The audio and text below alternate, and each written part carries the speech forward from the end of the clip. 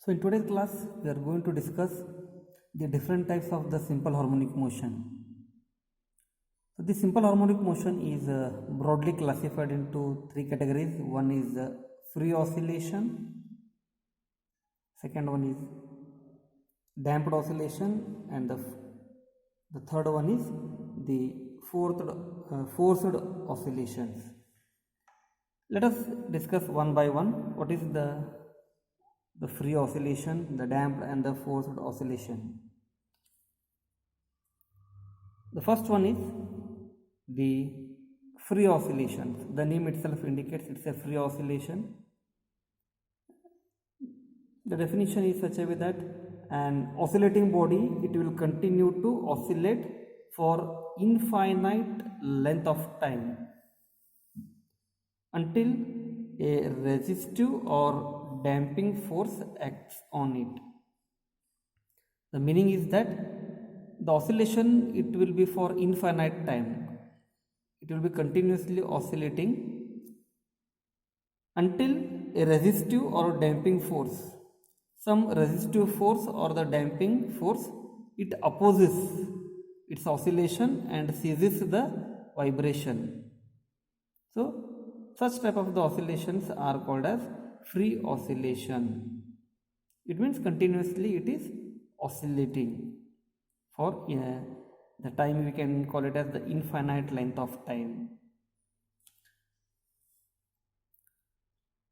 But practically this is going to be the ideal case, because in nature such the free oscillation doesn't exist.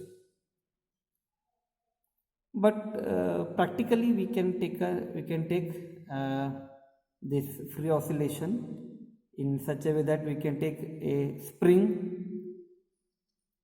We have to take a light spring and we have to attach a mass, and the oscillation in such a way that the displacement is small, for a very small displacement and for negligible damping. Whatever the oscillations, those are set. The spring which is oscillating, it may be considered as nearer to the ideal case. But practically, as I said, no such the oscillations are ideal. The other example may be taken as the simple pendulum and the LC oscillation in electrical circuit. The general equation of motion for the simple harmonic motion is, so previously we had derived that equation. We can take d square x by dt square plus k by m into x is equal to 0. Now here we are going to define what is the natural frequency of oscillation. It may be defined as the one's own characteristics frequency that a body always assumes spontaneously to oscillate under the influence of restoring force after gets displaced from its equilibrium position and be left free is called natural frequency of vibration. It means the oscillation, whenever, if you take the simple pendulum, whenever it is oscillating,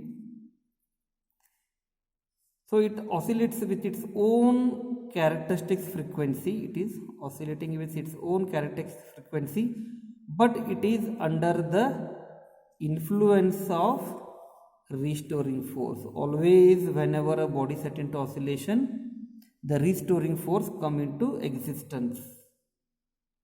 So such type of the oscillation is known to be natural frequency. For example, if you take a tuning fork and one of its prong, if we hit it to the rubber pad, that particular prong, it starts vibrating with its own natural frequency. So it's the characteristic frequency with its own frequency which is vibrating.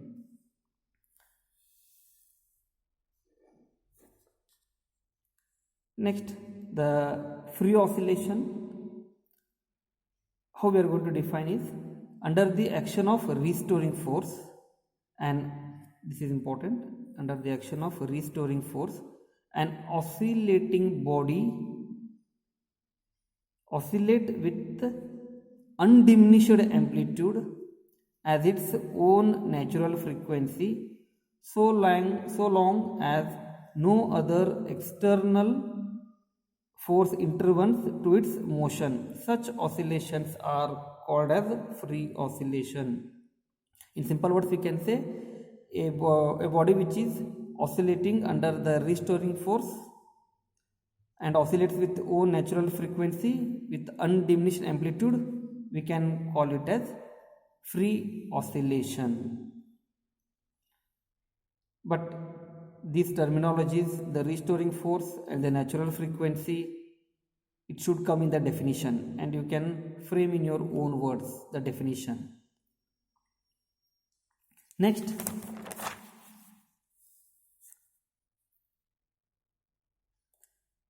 the second type of the oscillation known as the damped oscillation.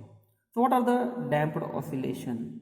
So damped oscillations are nothing but it is the type of motion executed by a body subjected to the combined action of both the restoring force and resistive force. Here two types of the forces are there. One is the restoring force and the resistive force. In the previous case only restoring force was there.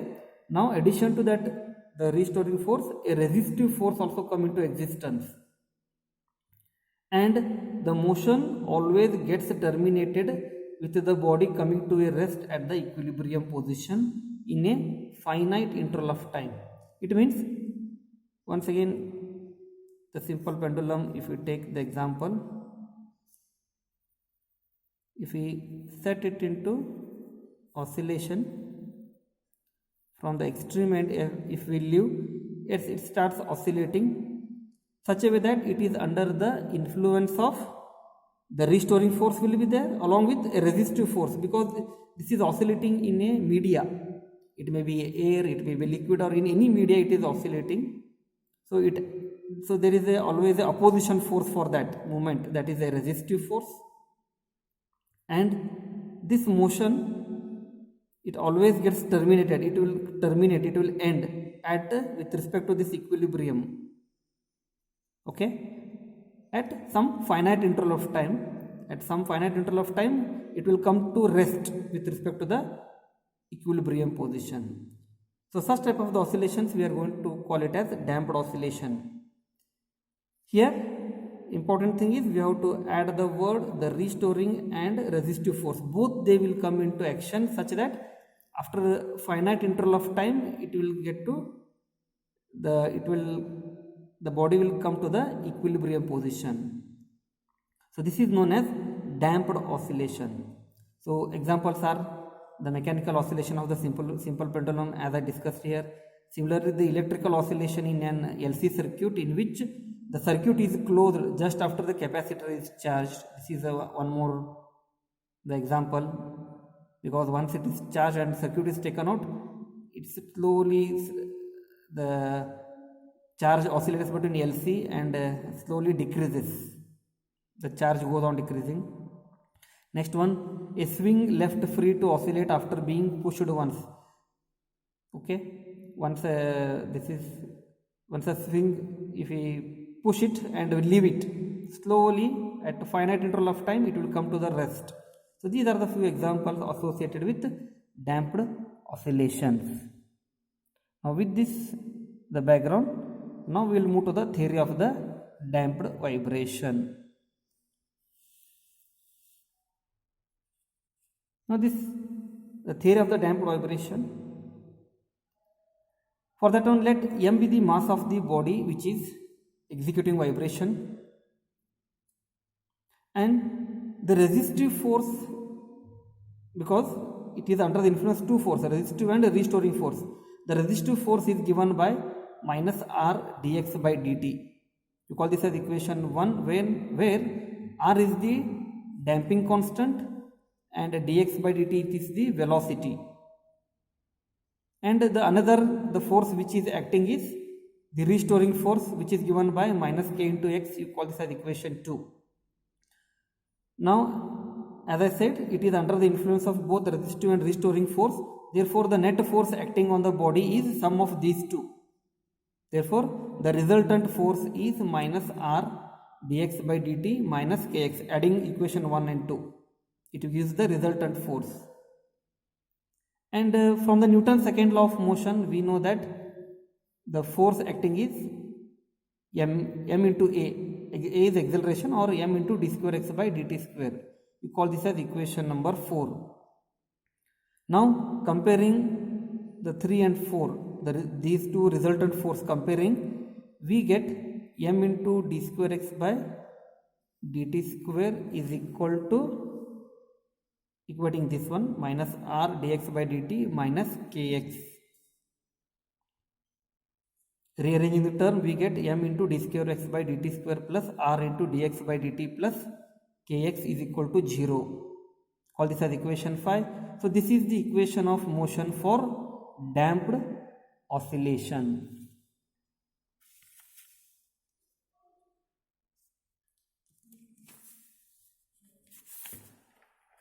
Now, once again rewriting the same equation, that is equation number 5.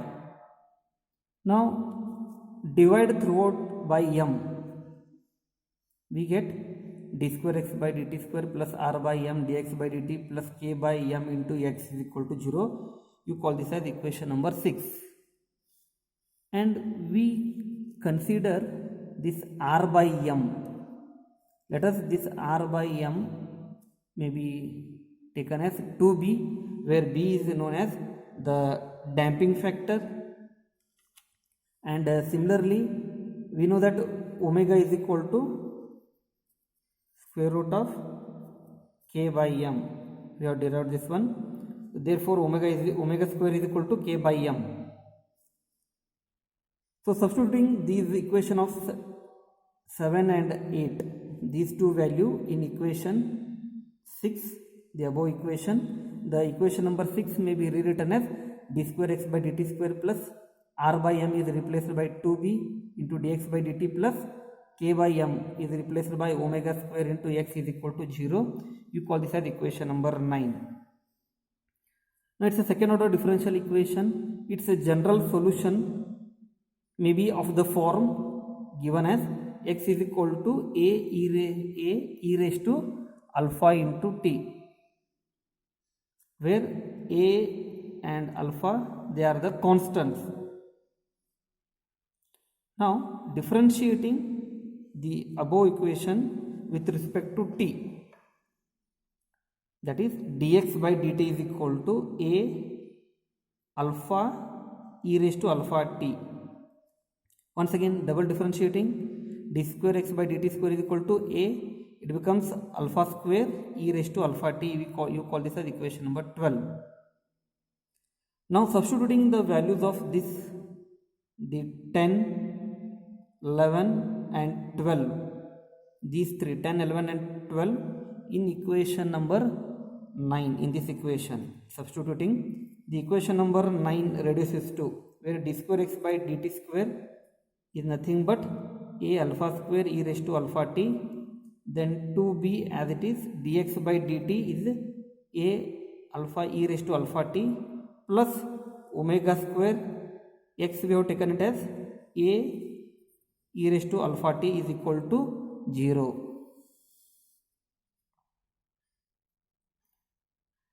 Now taking out a e raised to alpha t common, we are left with alpha square plus 2 alpha b plus omega square is equal to 0. But we know that a e raised to alpha t is equal to x, we have taken from 10. Therefore, it is replaced by x, alpha square plus 2 alpha b plus omega square is equal to 0. For the above equation to be satisfied here, either it is we are equated to 0, either x has to be 0 or the term in the bracket has to be 0. When x is equal to 0, displacement is 0. So it corresponds to trivial solution. So we cannot take into account. So obviously the term in the bracket, square bracket, has to be 0. Therefore alpha square plus 2 alpha b plus omega square, it has to be, we have to equate it to 0. the standard solution. This is the second order differential equation. Once again, its general solution, okay, the solution of the above quadratic equation may be given as alpha is equal to minus b plus or minus square root of b square minus omega square. This is the general solution given by equation 13. Now substituting the value of this alpha, okay, in equation number 10. In this particular, the above equation number 10, that is x is equal to a e raised to alpha. In this equation, we have to substitute the value.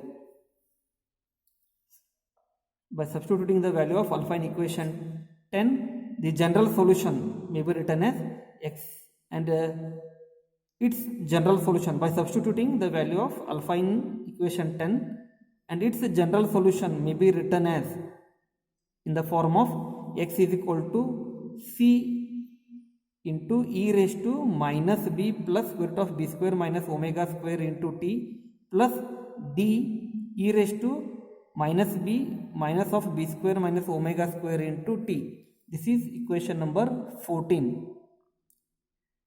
So where c and d, they are the constants, we have to find its value, we have to evaluate it. So what we have done, the value of alpha is put in equation 10 and its solution may be of the form, it is of the form given as equation 14.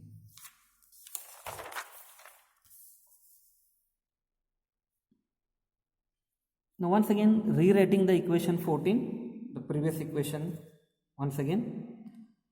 Now we have to assume something. For maximum displacement position, let the time counted and displacement be x naught. The meaning is such a way that we take the simple pendulum as an example. If it starts oscillating, let us take this side. Here this is the maximum displacement where we take x is equal to x naught, the position x is equal to x naught, and the time is started from this position, that is t is 0 here. We start the case such a way that at a time for maximum displacement, the displacement we represent x is equal to x naught, and at that time is 0. Under this condition, the above equation 14, it becomes, substituting t is equal to 0 and x is equal to x naught, we get x is equal to c e raised to something into t is there, 0, e raised to 0 is 1, therefore c e raised to 0, similarly d e raised to 0, we get x is equal to c plus d, or even we can represent it as x naught, because x is equal to x naught, we can write down x naught is equal to c plus d, call this as equation 16.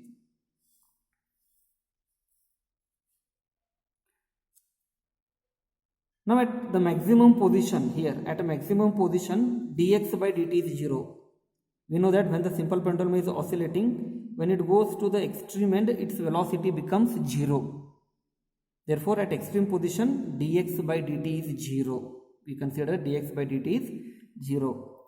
Now, differentiating equation 14, the above equation, this particular equation 14, differentiating above equation and equating to 0, that is dx by dt is equal to this, the term in the bracket, that is minus b plus b square minus omega square, then c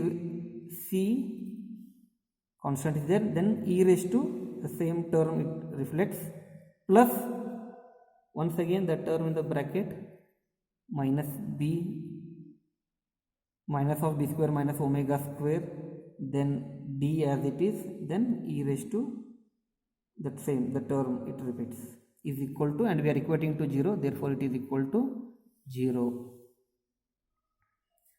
Now what we have considered, since the time what we have taken at extreme position, the time is 0. Okay, here we have taken at extreme position time is 0, therefore t is 0. when dx by dt is 0. It means at extreme position velocity is 0. The above equation it reduces to, we have to put t is equal to 0 when dx by dt is 0. Therefore this dx by dt is 0, and in the first minus b plus b square minus omega square as it is into c. The second term here it becomes 0 because t is here, only c remains. Similarly minus b minus of b square minus omega square d, and this term once again it becomes 0. E raised to 0 is 1. Now rearranging the term, writing minus b bracket, multiplying minus bc plus c into square root of b square minus omega square minus of bd minus of b square minus omega square into d is equal to 0, or minus b, this minus b if you take outside it will remain with c plus d, plus if you take out b square minus omega square common from these two, b square minus omega square into bracket it will be c minus d is equal to 0. And here it becomes minus b. What is c plus d? Above we have taken, here we have taken x naught is equal to c plus d.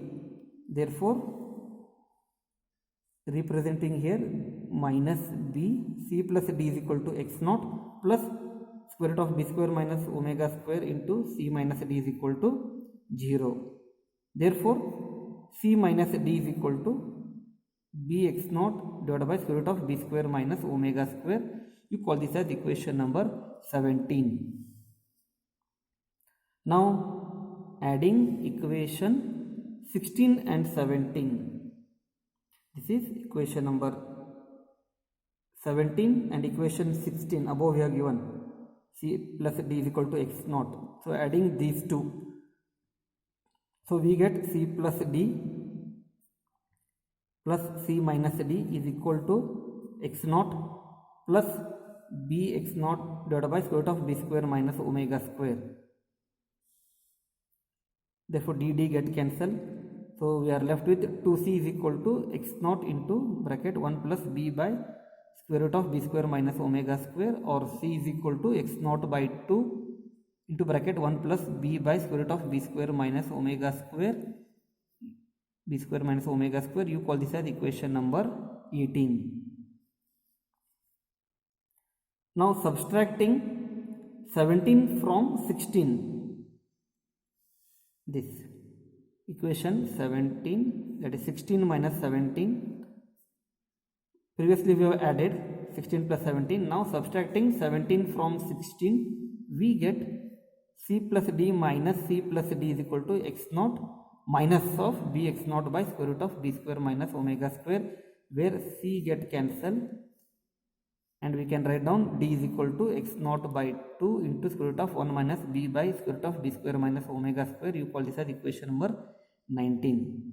Now we know the value of c from equation 18 and value of d from equation 19. Now substituting these value of 18 and 19 in equation 14, the first is this.